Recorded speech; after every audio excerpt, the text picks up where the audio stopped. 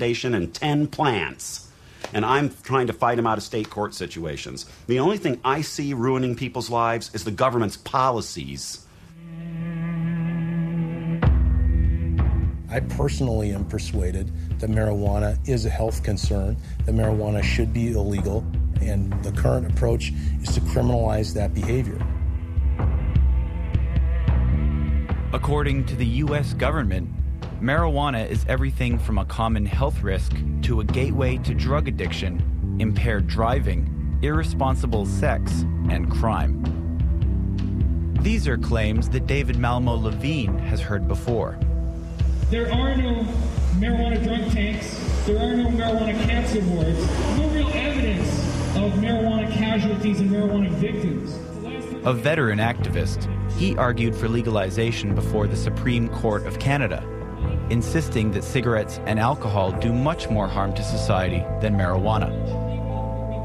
Where are all Mark Emery's victims? Where are the bodies? Show me the bodies. I haven't seen any bodies. Really, if they're putting that guy away for life, you should be able to at least point to one guy with something worse than bronchitis. You can't. There are no marijuana victims. It's all a myth. People are unjustly being put in prison and having their lives destroyed for choosing a substance that's, somewhere between coffee and beer. As far as I'm concerned, this is not that strong of a substance. I've smoked 5 joints since you and I have been sitting here together. Of the strongest pot in the world. I could keep going for hours. But I could not do that if I drank whiskey or beer or wine. Greg smokes a lot more pot than the average person, but he does have a point. Government inquiries around the world have spent years of study and millions of dollars and have consistently come to similar conclusions. That the responsible use of marijuana does not pose a significant health risk, that alcohol and cigarettes are far more harmful overall, that criminalizing pot causes more harm than the drug itself, and that decriminalization is recommended. These reports, and there have been over 20, include analysis of medical studies which caution that anything you smoke can harm your lungs. But rather than cancer, bronchitis seems to be the most common risk. And recent studies have found that pot can make types of psychosis like schizophrenia worse for some people, but paradoxically can be used to treat others. For some, the medical benefits far outweigh the risks. Hey, all you Pot TV fans, how about all our extradition fans? I'm Michelle Rainey, and welcome to Michelle's Rant. I fought for 10 years to be legally allowed to possess and grow marijuana. And finally, I was able to acquire my medical marijuana exemption in Canada a year ago. Michelle Rainey is one of 1,500 Canadians currently licensed to legally smoke cannabis and grow up to 50 plants for personal medical use under the Canadian government's Compassionate Access Program.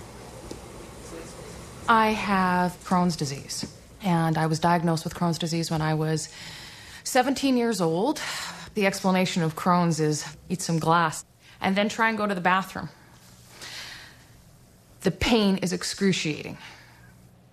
Cannabis calms my intestinal tract, so the pain of my diarrhea and my nausea is not as severe as it would normally be.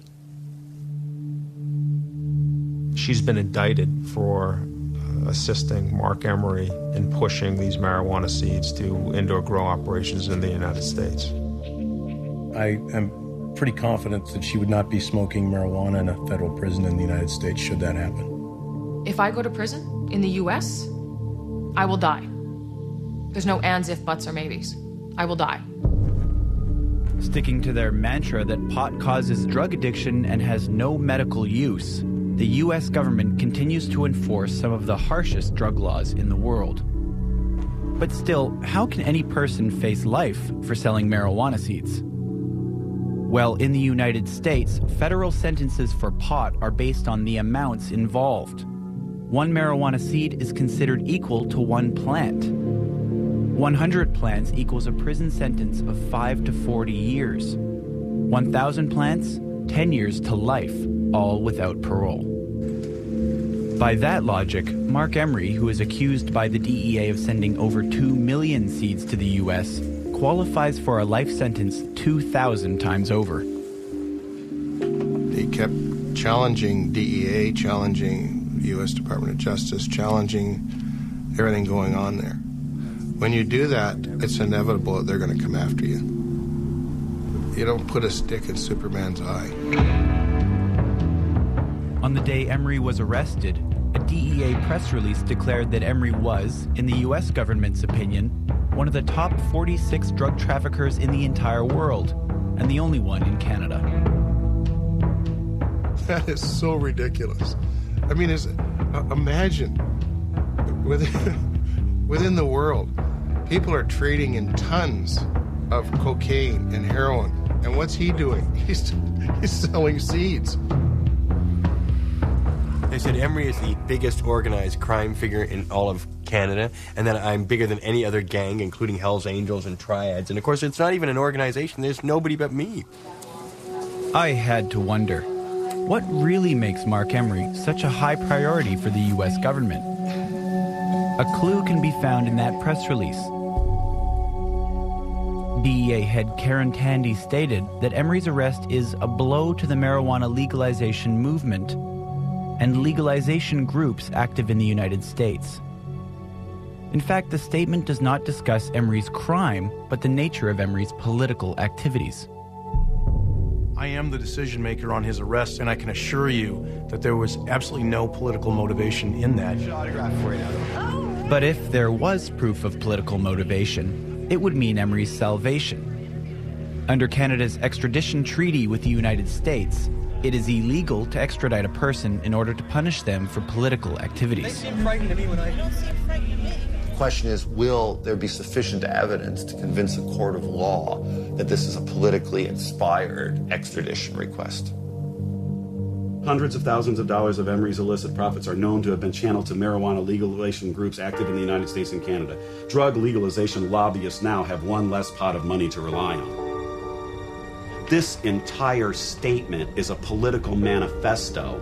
It's an admission that they're after the guy for his political activities and not for his seed selling. That is clearly a good piece of cogent evidence, but just a piece. Let me be perfectly clear on why Mark Emery was charged. Violating U.S. laws, targeted because he's a drug trafficker. Did he fund the legalization movement? There is evidence to show that, but that's not why he was targeted.